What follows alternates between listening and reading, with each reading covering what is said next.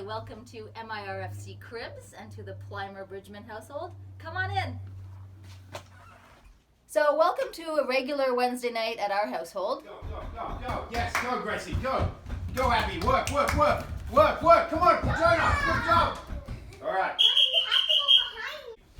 What did we talk about when we carry the ball? How do we carry the ball, guys? What's that with? One hand or two hands? Two hands. Let me see it again, please. Two hands. Ready, go. Excellent. 10 push-ups, please. 10 push-ups. Let's go. Quick. 10 push-ups. Fast. 1, 2, 3. Take a lap. Go. Follow, Jonah. Got to beat him. And water break. Good job. Well done. That was a good session. Got some good notes in the notepad, the trusty old notepad. So Jen and I will go over those later. But in the meantime, come on down to our basement.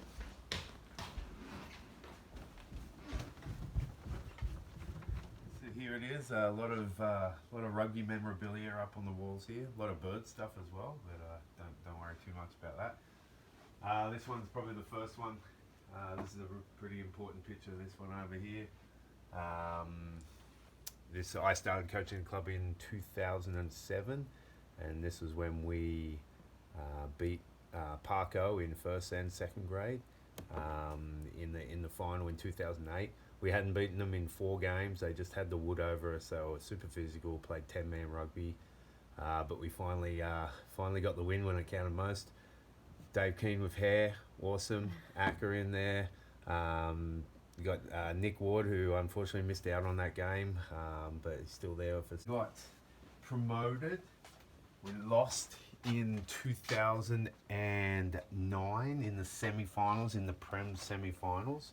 But then in 2010, we beat St. Anne's in the first Prem's final for the club since the 80s. Woo! Yes, it was epic. Awesome day. I was at St. Julie, where all the Prem Cup finals should be. This is one of my favourite photos. Me and Gareth celebrating after the win. Just stoked for what had happened for the club, and you can just see in all the celebration here how much it meant to the club and how important it was. Following year, we did it again. This time against the Ottawa Irish.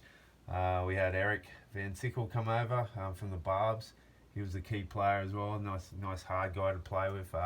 Bailey, Bailey was in Argentina, I think, so I ended up coaching the team for the last couple of weeks. There's Hugh about to kick off with his stepbrother, or identical twin, as the referee, so that helped. And for those who know their rugby, the number 7 for Ottawa Irish, who's I'm tackling right there, who is their best player by far, he now plays for the Montreal Irish. So that's a little trivia quiz. And Neil McDevitt, great capture again now. Love that photo. That's so good. I think that's James Murray's hand. Then we lost the following year to St. Anne's. And then my 2 photos down here. Sure. You want to talk about your stuff? Okay, I'll hand over to Jen. Well, just 2 photos down here. You got 2. Yeah, there's. All right, so this is a semi-final at St. Julie. It was a midweek game, so it was a later kickoff. So the sun was setting, and we won the semi-final. I'm not even sure what year it was, if it was 2005 or 2006. And I don't even remember who we were playing, but I do remember the feeling of winning that game, because it was a big, exciting moment for the club. We started off with having trouble fielding a team even, and then we made it to the Premier Division. So that's that photo. And then this is just me tackling a girl from Quebec City. And so that's it. That's it. And this was my last season playing. So this was 2015, where we had some really good players in that club, that team.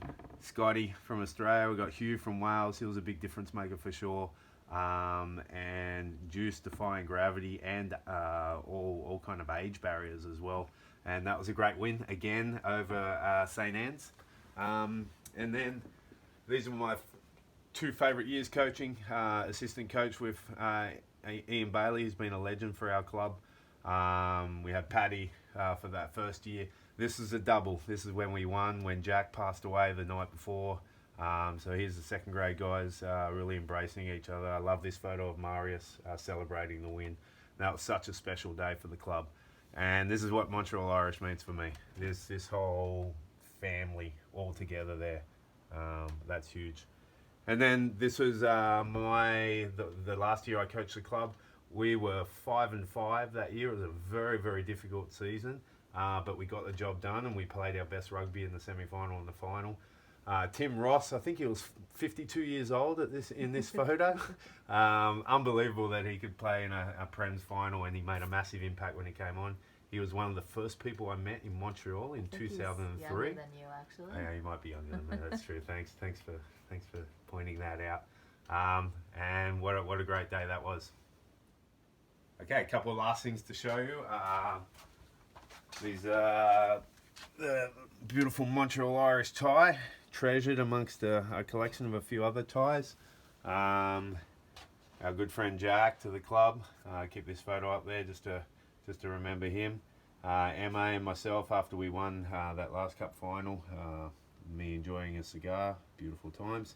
And then if you have a look here, these are all my coaching notepads. Can you believe there's quite a few bird watching ones in there, but these are all my coaching notepads. So let's just have a look through a couple of them. I've just got some here, I'll just pull them out at random. So this one says Yannick, try, no conversion. No surprise there. This one here, this is just got some the undertail patterns of a few warblers that I was trying to identify. And here's a player's player. After a game, every game I like to count which players think was the man of the match. You'll see the count here. Connor O'Hara actually beat Hugh Roberts in the count there. So good day for Connor. Hugh was probably thinking it's some kind of fix there, but that's how the cookie crumbles. All right, just to wrap things up, come on up. This is the last bit of the tour. So I had this made up for Jen and I's 10-year wedding anniversary. We met in 2003, and as you can see, we got married on the field at St. Julie.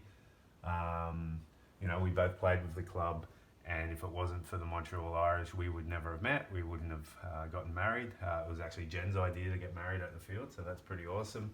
And then these three little monkeys here walking to minis wouldn't be around, so the club's really special to us. So hoping everyone's doing really well during this time, and hang in there, and we'll be back at St. Julie sooner than later. All right, cheers guys.